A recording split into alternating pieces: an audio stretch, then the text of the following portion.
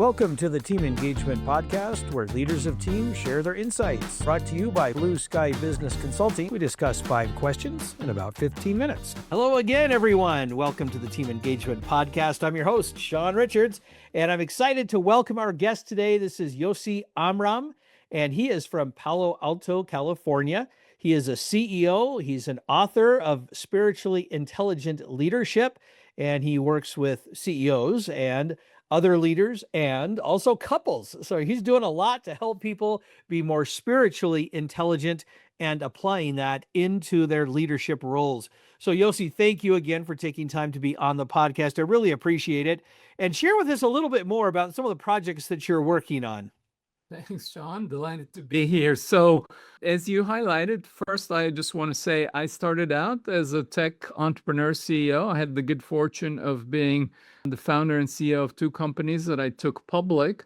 And then I shifted my career. It's a long story, but became a psychologist and a leadership coach. So I've worked with over 100 CEOs, many of whom build companies with billions of dollars in revenues and thousands of employees. And I've done all this research defining and looking at spiritual intelligence and how it contributes to more effective leadership. So I work with entrepreneurs, CEOs, leaders, and I also, as you highlighted, work with partners and couples about bringing greater spiritual intelligence and deeper satisfying relationships in their private lives. I love it. It's such great work because it is important because it connects us with those better parts that are within all of us. So great work. Congratulations on the things that you're doing there. Let's go ahead and jump to our questions. Now, Yosi, let's talk a little bit about a psychologically safe environment. Leaders are often tasked with creating such of an environment like that.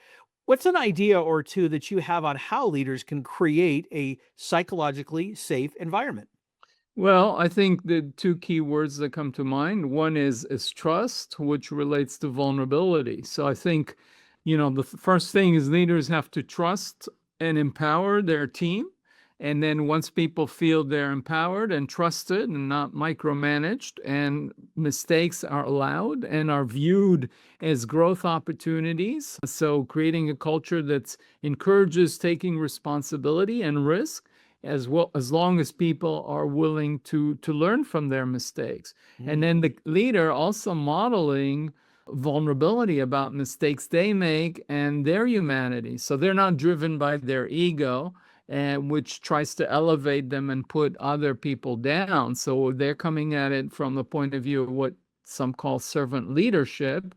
Then they're there to support the growth and empower people around them. And then people feel empowered, trusted, and that the leader is invested in their well-being and their growth. And that enables them to take risks and learn and grow as they go along. Oh, I like that a lot.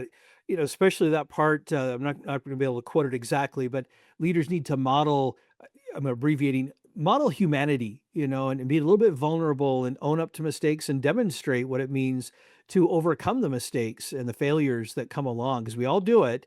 No one skates through life getting it exactly right, but great points there. Really like that. Thank you. Thank you. Question number 2. Certainly, Yosi, throughout your life, you have had a lot of people influence you. If you were to think about someone that's had a really significant impact in your life, what's one word that you would use to describe that person? Confidence and integrity. Very good. What was, give us That a was little 2 bit more. words. I'm Yeah, sorry. that's okay. We'll take 2 words. That's Okay. all right. I'm not that strict. So, Okay, good, but good. the idea is to help our audience think of some words that really capture what makes an impact on other people from a leadership perspective. So when you talk about integrity and trust, what was it? You don't have to, you can reveal the person if you'd like. You don't have to, but what was it about the trust and that integrity that made such an impact on you? Well, they're very reliable. And so when they said they're going to show up at a certain time or whatever, I always knew that they're going to be there and do that. And so, and they walked the talk. The other thing they did is when they looked at people, me and others, you could also always sense that they believed in our potential. They believed in us, that we could do more than than we believed ourselves about our capacity. And I think that was very empowering and very inspiring. And it's just their attitude, that this energy that you get from someone. No, I believe you could do this. I'm giving you this role because I believe you could be successful at it. And I'm giving you this task. And just you feel like they're there to support you and make you bigger and more successful. So it's that confidence they express in themselves, and then transmitting their confidence in others, that then inspires people and gives you a sense, oh, this person believes in me and believes in my potential, and then I work extra hard to not disappoint them. And then in doing that, I'm actualizing, I'm like, oh yeah, I can do more than I gave myself credit for. So it becomes a really reinforcing feedback loop and energy that inspires me and stretches me and supports my growth. I love that. Thank you for elaborating on that a little bit more, because that really does capture the spirit of good, solid leadership that inspires people to be better than they are and not just meet the status quo. So I love how you describe that. Thank you. Question number 3: how can leaders foster a mindset of growth, a growth mindset, either for themselves as just an individual or as the leader, or maybe they need to inspire that in their team? Talk to us about the growth mindset. Well, you talked about something I think that's quite related, is this notion of psychological safety. And so when you have an environment of psychological safety, that's become kind of a bit of a buzzword recently, which is great, out of this work at Harvard Business School, I believe, is where it originated. Right. But so, yeah, so there's an environment of trust, psychological safety, willingness to make mistakes, but the underlying quality is curiosity. And we come at life and situations always with curiosity. So when things work out well, you know, you don't just say, oh, okay, great, celebrate. Okay, but what did we do that made it successful? You're always going back and reflecting. And I do that in my coaching. Clients come and tell me, oh, I had this great meeting, this great all hands, etc. And people were really happy. Okay, what did you do that made that meeting successful? So I'm curious. I don't just say, oh, okay, great, thumbs up. So it's the curiosity. Oh, I prepared, and I felt inspired myself, and that came through, and whatever. So we always kind of being curious about what worked, and when things don't work, it's like, okay, what didn't work, and what did you learn about it? And so we're always mining the moment, the situation for learning and growth, and that comes from curiosity and asking questions that keep deepening both about ourselves. And when we're coaching, we're working with one-on-one with someone who reports to us, okay, well, where do you want to be in 6 months or a year? What do you think you're doing well in your job? What do you think you could be doing better? So we're always asking questions and getting the person to reflect and go deeper into themselves. So you can't, as they say, you can lead a horse to water, but you can't make him drink. So as a manager, as a coach, as a leader, you can't force people to grow. The growth has to come from within, and that comes from that curiosity that people have about themselves. But we could certainly support it through our own curiosity and asking questions, then get people to reflect on what they're doing well, and how they could do better, and what's working for them, and how can they apply their strengths to overcome their challenges or difficulties or relative weaknesses. I really like that, Yossi, because the word curiosity has become almost an obsession with me here in the last couple of years. This idea of curiosity, because you're absolutely right. That's what fosters the growth, is this idea of curiosity. It could be anything. It could be, I want to learn about this topic. I want to learn how to be a better leader, a better person, a better partner, all different kinds of things.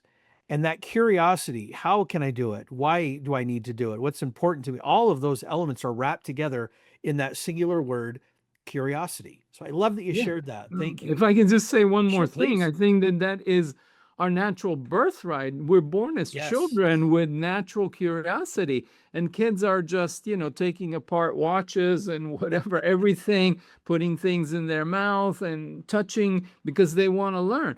And there's so much joy in learning. So, we think of curiosity, okay, it's a nice quality to have, yes. But when you actually come at life with curiosity, there's a lot of joy in learning and growth. That's just inherently satisfying.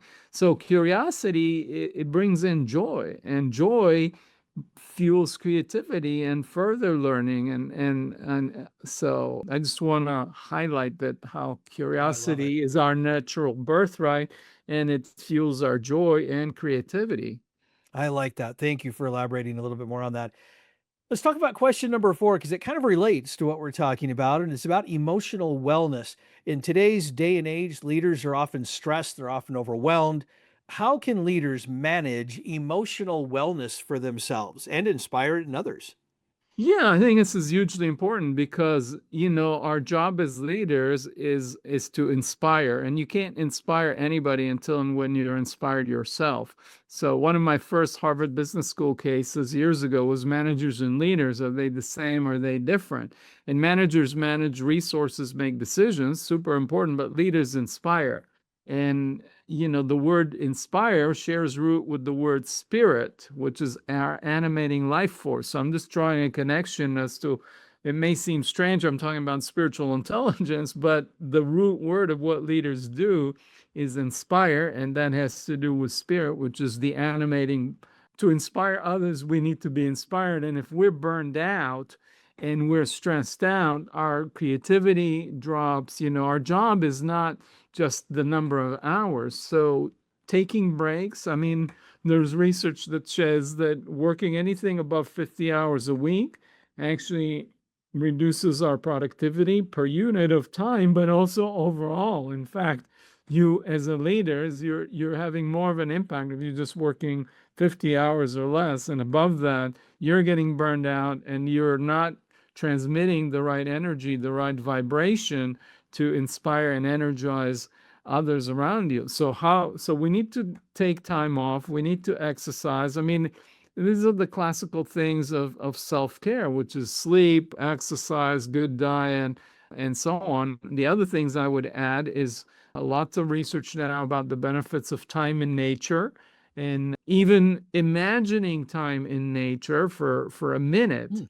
has a huge benefit on our immune system and on our nervous system. So even if you're really short between meetings, you just close your eyes and visualize one of your beautiful places in nature. It could be a sunset, it could be a walk in the forest you did this weekend, etc. So time in nature. The other thing is a spiritual practice like meditation, mm. time to reflect and rejuvenate. So whatever the practice is, it could be mindfulness practice, meditation. Some people like to pray. Some people like to connect with their higher self, whatever that means. It could be having a conversation with a mentor or someone they respect, a grandparent, or it could be the future self. You could visualize yourself, Shawn, 10 years from now, successful, accomplished, 15 years from now, where you have achieved your career goals, you've made the amount of money you want to make, you've started the business, whatever it is. And you just like visualize that future and that actualization, and then have a conversation with that future self. And then you get the wisdom of that. And the more you converse with your future self, your aspirational self, the more you draw on its energy in the present moment, and you start to live and be that future self. So you're bringing the future into the present. And so that really supports us emotionally. It gives us the confidence, and it wires our brain to believe that this is possible. Like, a golfer will visualize the ball landing in the hole, or a tennis player will visualize the serve going right in the corner. And so all of those techniques really They gives help. our brain the belief that this is happening, this is going to happen. And that supports us, gives us confidence, gives us energy, and helps us realize it. Oh, that's great. Thank you so much for adding all of those great ideas because emotional wellness is just really important. And so it's important that we understand it and how to increase it in our lives. So thank you. All right, last question. We'll kind of wrap up with a fun question. Tell us a little bit about your first job. My first job, geez. So my first job, my first real job was at a startup in Silicon Valley. And it was a company that didn't have a fully commercial product yet. And I was their first product manager and defined the product and sold our first customers. And then I built a product marketing department. And our thing was how to make software engineers more productive. And given this is years ago, several decades ago. And there was a lot of passion and intensity. The founders really believed in their mission and they were very inspired. And we all thought that we're working to solve a big problem, which is, all this software is getting developed and it has a lot of bugs. And this is well before AI and all the stuff that we're talking about now. But software engineering was a big problem, and more products were incorporating software as a key part of their thing. And there were a lot of buggy system and they were hard to maintain. So we believed in what we were doing as something that made a difference in the world and created a cohesive team.